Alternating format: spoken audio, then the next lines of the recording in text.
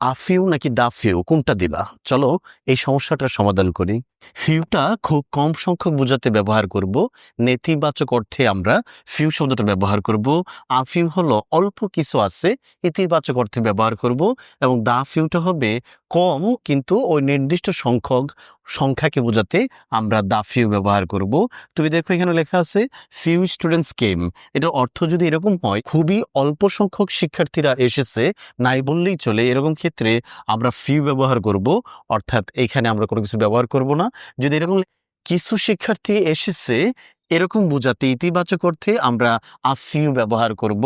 এটা দ্বারা খুবই অল্প সংখ্যক শিক্ষার্থী উপস্থিত এসেছিল, আর এটা হলো কিছু সংখ্যক শিক্ষার্থী উপস্থিত এসেছে। আর এখানে বলছে few students who work hard, যে সকল শিক্ষার্থীরা, অল্প কিছু শিক্ষার্থী তবে নির্দিষ্ট শিক্ষার্থী। নির্দিষ্ট কেন?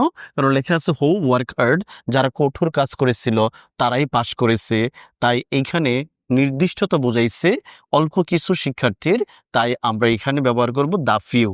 এখানে দেখো few students who were irregular failed, যারা কি ছিল, অনিয়মিত ছিল, ওই অল্প সংখ্যক নির্দিষ্ট শিক্ষার্থীরাই কি করেছে, ফেল করেছে। তাহলে নির্দিষ্ট করে বোঝালে সেখানে দা ব্যবহার করতে হবে, অর্থাৎ যদি নির্দিষ্ট বোঝায় দা দিবা, আর ইতিবাচক অর্থে অল্প কিছু আছে বোঝাতে আমরা আফিউ ব্যবহার করব।